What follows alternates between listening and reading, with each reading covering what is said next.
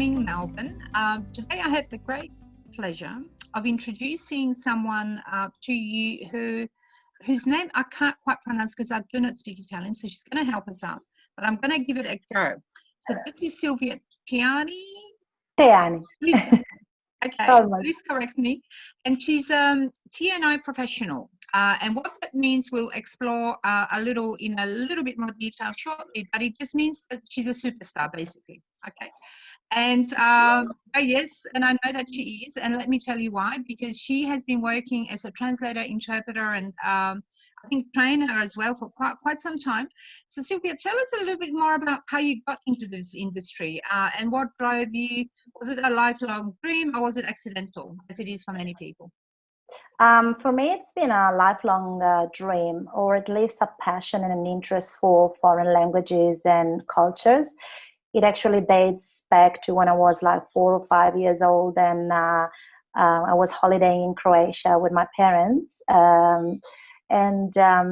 were on the beach, and I was really interested in those foreign speaking kids. They were from Germany and Holland mainly, and I would simply wander off and approach them and trying to communicate with them. And probably what I was doing is I was repeating what I was saying, or I was replicating the sounds I was hearing. But I would spend quite some time with them, and when I went back to my parents, they would ask me, "What did you talk about with these kids? You were there for like 20 minutes, and I don't really know what I was talking about." And I had the luck to being able to study foreign languages at high school as well. So we got highly specialized high schools in Italy. So I've studied English, French, and German at high school, and I continue with that at university. It was mainly, unfortunately, it was not a TNI course. It was not in interpreting and translating. It was foreign languages and literatures. So I was doing, again, English and French mainly, a few semesters of German, and I was doing Spanish on the side as a hobby. So a really a passion for languages. And then I went off with my life doing other things, traveling, doing further training. I became a travel agent because my main passion is traveling. Or used to be. We don't know yet. But I always had that interest and that passion, that curiosity at the back of my mind. So after a few years, after I moved to Australia, I made a few inquiries, and I finally got accepted into the TNI program at RMIT University. I won a scholarship, and I graduated in 2015. And honestly, I haven't looked back since. Right. So in the last 5 years or so, you've been working with the community and on a number of very, very important projects, for example, for the elderly. Because I think it's fair to say that the landscape of what happens here in Australia compared to Italy in translating and interpreting is quite different. Would you be able to give us just a quick comparison of what happens in the industry here compared to Italy? Well, I wish I knew more about what happened back in Italy, because, as I said, I took a completely other direction. I know that there's not a lot of community interpreting, and if there is, it's not really for English speakers. It's mainly for into the Arabic or maybe Mandarin languages. Mm-hmm. But I wouldn't tell you too much about it because I'm just double guessing. What I know is there's a bit more conference interpreting, that's for sure, and the schools are highly specialized. So it's 3+2 university course, and there's a very prestigious institution in Milan that unfortunately back then I couldn't afford. Okay, and in Australia, I think the Italian community is aging. Well, you know, I guess once upon a time, along Greek community, there was the largest group of speakers of a language in Australia. And I think because of that, probably, and again, I'm guessing you can tell us more about that, you probably work a lot with the elderly. But you've also done a project with NAATI, which is the National Aging Research Institute, I think. Yeah, that's a... Yeah, please go ahead. No, I'm done. This is a new project I've been taking part for the last few months. It's a very interesting project on creating short films. It's called Moving Pictures, creating short films to raise awareness on dementia in the CALD communities all over Australia. So it's not just Melbourne or Victoria based. And my role within the project is to transcribe the content of a few dozens of interviews that have been conducted with carers of people affected by dementia. So I've been transcribing the content, translating it, helping selecting the best scenes, and then translating some of the material for the comics and some other written material. And it's still ongoing, probably another few months to go. Yeah, it sounds like an amazing project because a health concern or a disease such as dementia it doesn't matter what background you come from. It doesn't matter sometimes what age you are. It can grab anybody, and it can isolate the person that's got dementia from the community, from the family. And often, as it is with the Polish community, the family does not speak Italian or Polish or Russian. So there's a massive gap of communication between the person that has dementia and carers, families, friends sometimes. And I think if you create creative, innovative resources such as the one you're talking about, you're bridging that gap. Yeah, for my community, and I'm not talking about the younger migrants like myself, but the elderly, the other generations who came in the 50s and 60s. It's actually the opposite. The family does speak the language, not pure Italian. They mostly speak dialect. So they can communicate with their family, but what happens is they shelter them a lot. So they often conceal the truth. They don't want to scare them. They don't want to worry them. So often they just minimize the diagnosis they've been given or the effect of the symptoms of that diagnosis. So it's very important not only to raise awareness with this project, but to have interpreters who can really have honest conversation with the patient, telling them everything that the doctor or the professional is saying. Yeah, it's such a interesting area because I think most families would be doing this for for love, out of love or out of concern. Obviously. So there's no malice mostly No, there's not. in that kind of behavior, but I think protecting the elderly is something that we all want to do. And on the other hand, doctors or nurses or health providers have got a duty of care to tell the patient or the resident or the person they're dealing with directly about what's going on. So interpreter ends up in this really difficult sometimes situation where they are the only person that know what's going on, right? And then it is also our duty of care not to change the message or to censor what people are saying. And sometimes you would get pushback from the families because of that. Would you say? Yes, unfortunately, some of the relatives don't really love having us around. Every time they see our tag or we introduce ourselves as interpreter, they give us, death stares, and it's like, oh, we don't need you. I speak perfectly. The usual answers.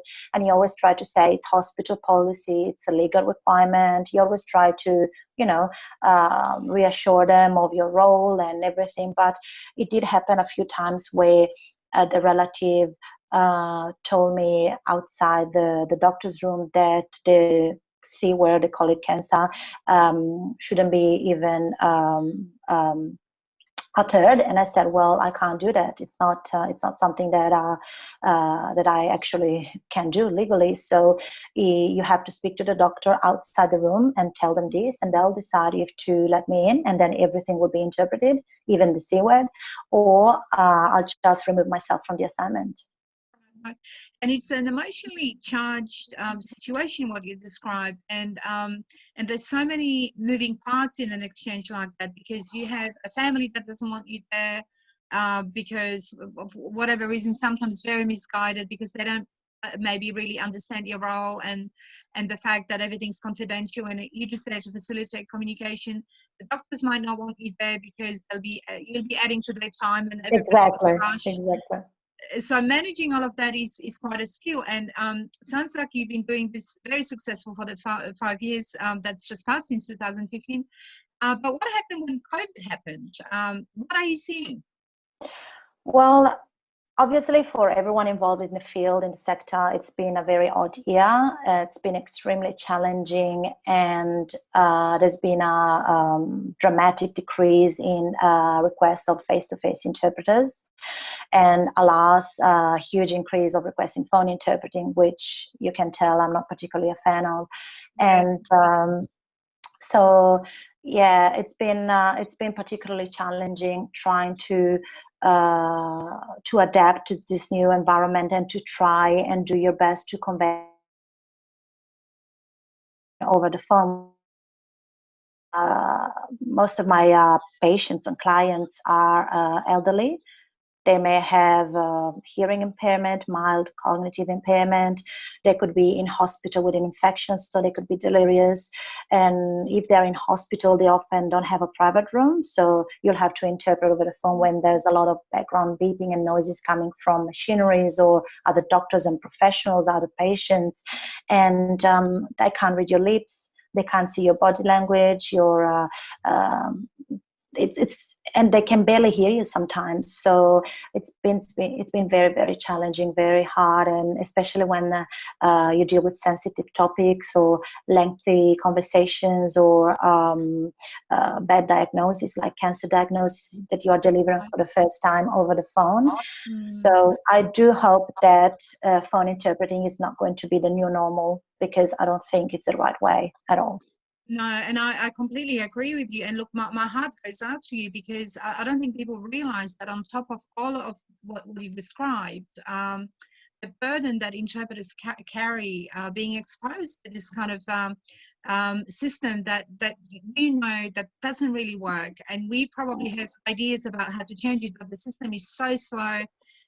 With all due respect to everybody, so slow and so antiquated. And with our workplaces, we've moved on to Zoom or other technology platforms that are supposed to assist with communication. But when it comes to interpreting, we kind of still stuck in 1980s with phone, where we know that it affects the health outcomes of people, and we also know that it affects interpreters by being part of the system that doesn't really work. Exactly. And for example, a few weeks ago, I had to raise my voice because I thought that this lady couldn't understand me, and it actually got interpreted by the professional as being rude. I'm pretty sure that if it was a face-to-face interaction, they could tell from my face and mannerism that I was not being rude. I was just raising the volume. So also these things happen, and often the patients over the phone, they don't know how to take a turn, so they keep talking over you or over the professional, and no matter how many times you ask them to please stop and let you interpret, they won't do it, or maybe they can't even listen, they can't even hear you. And plus I was interpreting for a few younger people over the phone as well, and even if they don't have any hearing or cognitive impairment, they were calling from remote areas of Australia where reception was extremely bad, so I could barely hear them, and vice versa. So it's been so frustrating, and very hard, very, very hard. Our heart goes out to you, Silvia, and all the other interpreters who are day in, day out coping with this. How do you protect yourself from burning out? Because I've worked, I think my first accreditation in translation I did in 1993, then 1997. In 2000, I became an interpreter. It is now called certification, and I'm involved in the industry in other ways, but I don't do a lot of interpreting anymore. And I remember a particular moment, actually, where I thought, I cannot do this anymore. And it was over something as stupid as parking, I think, where there's so many other things you have to do, or in another case, it'll be technology. How do you, as a professional interpreter, look after yourself? Give us some tips. Well, this is really very subjective. I do some yoga and meditation. I really believe in the power of mindful breathing. That really helps. Every time I feel that I'm getting a bit stressed or anxious, I take deep breath, or I count from 5 backwards. That helps sometimes. You should keep hydrated, so keep sipping your water, and try to debrief if you can. If you have someone who works in the field and is a friend or a good colleague, it's, to me, it really, really does work well to vent with them and debrief and get their perspective, or it does help a lot. I know it's a bit of a burden on my colleagues. I work at the Austin Hospital a lot, and I know how annoying sometimes I can be when I come back from a from a difficult assignment when I really need to tell someone about it. But it does work a lot for me. It does. And sometimes take a little break. Unfortunately, freelance people like me and casuals, we don't get any sick leave or annual leave, but I try to, when I feel that I'm burning out, I take maybe one day off and I go bushwalking or swimming or to the beach or somewhere. I got my dogs who are really, really, really good to me. And obviously it's very easy to say, but not to actually implement. Try not to take it personally, because it almost never is. Almost never is. Well, and what you described is a very, very intense work. So for people that don't know, and those of us that are watching that don't know what happens in an interpreter's head, let me tell you. So you hear in a language, you store that information in your head somewhere in a space that holds short-term memory. You convert it into another language, and you spit it out in that language, and it goes over and over in a loop. So if you have white noise, such as bad reception, technology issues, or as you described so well, other people in a room or machinery or whatever it is, it does affect the quality of the interpreting, but what it also does is it affects the performance of the interpreter. Definitely. You mentioned there an interesting point where you say you debrief, but of course with professional interpreters, we do have a code of ethics, and we are, everything gets confidential. So how do you debrief with your colleagues without breaching confidentiality? So I think, there's a bit of a misguided notion out there that interpreters spread rumors, and nothing could be further from the truth, of course. But could you tell us how do you debrief with your colleagues? What do you do specifically, and make sure that your information doesn't even, the information that you hold is confidential? Well, as long as you don't disclose any names of patients, professionals, relatives, anyone involved, you don't even have to say where you were. It's not necessary to say what clinic you were interpreting at or what hospital you went to.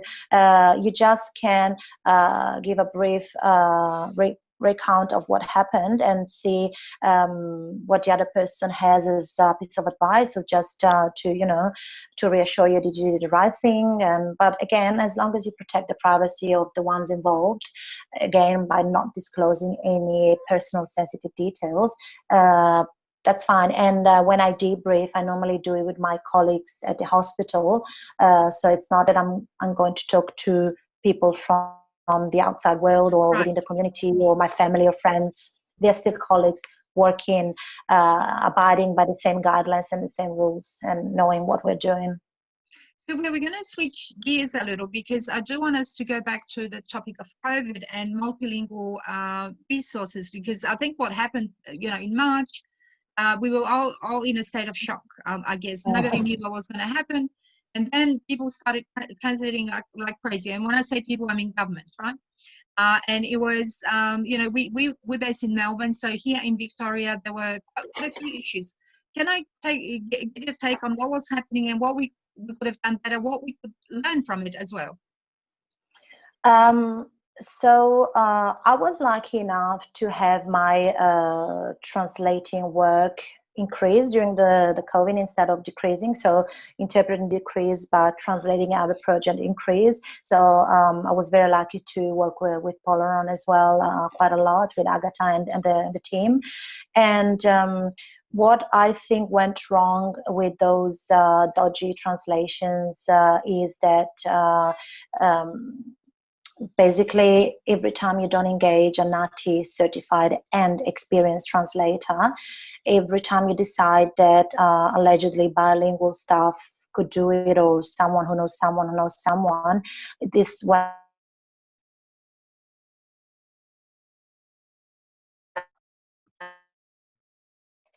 you are setting yourself for failure. Some of them, I think that the translation is short and easy and simple, and they don't need to engage our agency or translator because someone bilingual surely can do it. Plus, most of them still don't know what translating involves, and they don't know how important it is to have editors or at least community checkers involved before finalizing the project. So that's what probably happened. They were all in a hurry, in a rush, and all confused, and yeah. Because I think if we were to compare the amount of money that was spent at that time and the health outcomes for the communities, we would be shocked at how ineffective these translations were.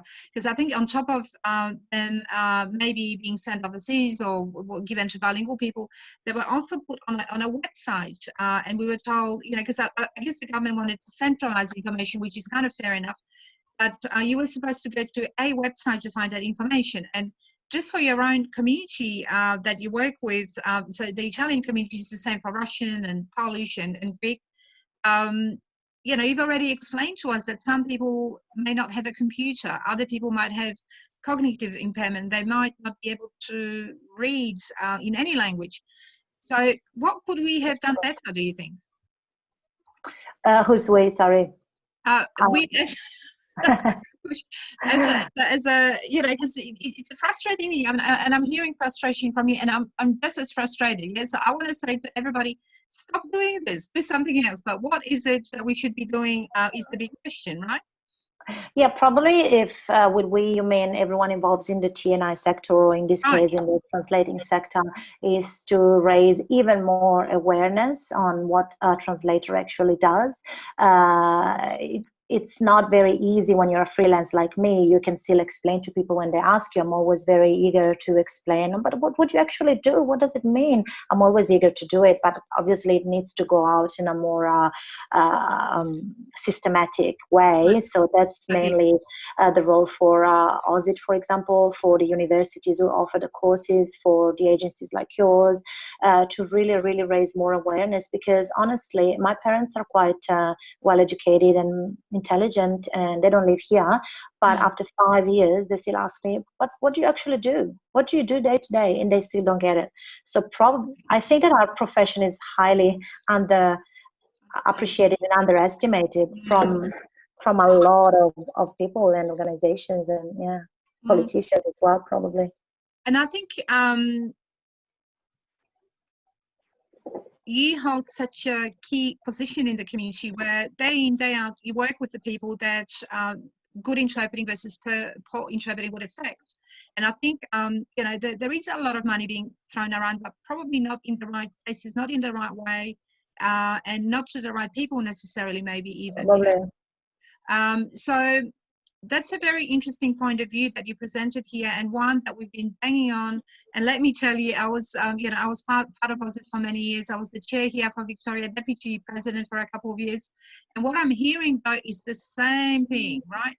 And that's the frustration, because it feels like sometimes we don't have a voice, or we don't, we're not able to explain those things that you've spoken of in a way that resonates with the governments, and they like, yeah, that makes sense, let's do that, because this professional interpreters, translators are telling us, so they should know. So there's like a disconnect or a gap between what we as TNI professionals know should happen and what actually happens, yeah?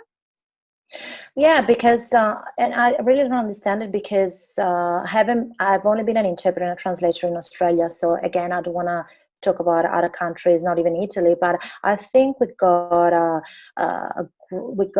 great interpreters and translators in Australia. We've got good training. We've got very reputable agencies like Polaron. We've got a lot of demand as well because of how Australia is multicultural and multilingual. So I still don't understand why the gap can't be closed. I still don't understand. Unfortunately, I'm not involved in any particular bodies or organizations, so I can't really give you an answer, but it does strike me as very odd still, after all these many years. Yeah, and I think it's a work in progress, and hopefully, I remain hopeful. I'm a eternal optimist. And I think, you know, hearing you speak of those things resonates with me so much. And I think you are a fantastic a leader and a spokesperson for for our profession, that is a little bit undervalued. And I think you know, we do need to educate our clients, governments, in how things work, and here's hoping that they'll start listening a bit more.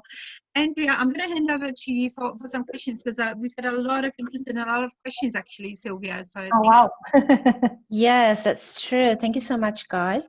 The first question I've got for you, Silvia, do you think all the COVID information available this year was well understood by the Italian community, maybe in Victoria particularly? Well, I've been translating a lot of documents and information into Italian for COVID, for anything COVID related. And obviously, the way I think I did it, or when I took part in editing projects, I think it was the right way of translating it. So, really targeted to the Italian community in Australia, which is very different from the Italian community in Italy or in Switzerland or in America or somewhere else. I haven't been really searching the web a lot to try and find those dodgy documents. So I can't really say a lot about it, but the only thing that I can say is that you need to know your target audience. You really need to know your audience, because that's how you adapt your style, your register, and the way you convey information, both in writing as a translator and in orally as an interpreter. All right, thank you so much. Second question, was there any particular challenge for you, Silvia, when translating or interpreting information, COVID-19 information, or specific terminology in health? No, not really. Maybe because I was following news in Italy about the COVID, so I already knew the new terminology, the new words, the concepts. So it wasn't a challenge at all for me. Maybe the deadlines were a bit of a challenge. They were very, very tight deadlines, because everyone was in a hurry to publish these documents or have them edited with new information, new guidelines, new. It's been really changing very quickly. But I wouldn't say I encountered any particular challenge in the terminology or concepts at all. How would you describe the health information that was disseminated in Italian language, particularly from the government? Do you think it was there was a good resources there? As I said before, the ones that I either translated or edited, or the few ones that I've just read online, I think they were good. They were good enough and clear enough. So yeah, I don't have a lot to say about this, unfortunately. No, that's good. Well, that's a good thing, I think. And I think we've kind of run out of time, so we will post some more questions online, Silvia. But can I just say that I am very proud for having worked with you, and you're such a passionate advocate of TI industry that I think it needs to be acknowledged that that people such as yourself that are day in, day out working in this industry are heroes. And I don't want to sound disingenuous, but I really believe it, because I've done it, and I know what it's like. So on behalf of myself, sincere thanks that you are doing this work and you're making a difference to people's lives. Because you see, at the end of the day, when we think about where our translating or interpreting goes, it's towards people. So it's somebody's grandpa, it's somebody's mom, it's somebody's friend. And I think if we're making a difference to people's lives, that's all we can ever hope for. And I think without passionate advocates like yourself, we wouldn't be where we are. So I'm going to hand over to you just for the last few points that you might wish to make. But on behalf of Polaron, thank you for joining us this morning and for being such a wonderful advocate of the profession. Thank you. Yeah, what I can say is that I really found my vocation. I don't want to sound cheesy or anything. It's not an easy profession at all. Sometimes the money is not worth all the stress and all the issues that you have to face. But if you got the right qualities for it and you have the passion for it, it's really, really rewarding, and it gives you, especially if you're a freelancer or a casual, it gives you also a lot of freedom. a huge variety because I do translating, interpreting, voiceover, transcribing, training. You can do many other things, and if you're someone who loves variety like I do, this is the best. Plus, we always get told that it's not our role to be advocates or social workers or anything like that, which obviously we are not, but you need to be a compassionate, empathetic human being. You just need to have that for our work. You just can't be all cold and detached, and obviously you don't get involved. You can't, you shouldn't show too many feelings, like you shouldn't cry in front of them, you shouldn't get involved, personally involved or anything. But it does show if you are a compassionate, understanding, empathetic human being. And I think you do need this. Maybe not in legal interpreting. I'm not specialized in legal. I'm specialized in health and community. But surely for health and community interpreting, you do need a lot of that. And that's what makes you a better interpreter as well. That's what makes the difference. Silvia, I know that you're not taking a break, but I wanted to wish you a very Merry Christmas. Hopefully you spend it, I know that your parents are in Italy, so hopefully there'll be lots of Zoom Christmas dinners or whatever it is that you're going to have. But can I wish you all the very best for 2021. Please continue the good work that you're doing. I'm very privileged to have spoken to you today, and I hope it's given people also an outlook of what happens in an interpreter's life. I was very keen to get an interpreter to speak to us, just to give people the taste of what happens out there. I know for a fact that 2021 is going to be a much better year, because you can't get any Hopefully. And whenever you get tired, go bush, right? That's a very, or do yoga and meditation. Yeah, so a couple of very, very good points. Thank you so very much for joining us. And for everybody else watching, I think this is our last session for 2020. So thank you for coming on this crazy journey with us. A very, very, very special thanks to Andrea, who's been working tirelessly behind the scenes. You never ever see her face, but she's an amazing organizer, a wonderful colleague. So thank you, Andrea, so much. It was her birthday yesterday, but don't tell anybody. Thank you so much. Andrea. Where did you end up going, Andrea? To a fancy restaurant, I hear, yeah?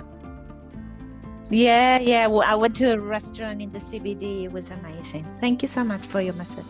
Of course. And thank you, Silvia, also for joining us today. Thank you very much to everyone. Happy festivities.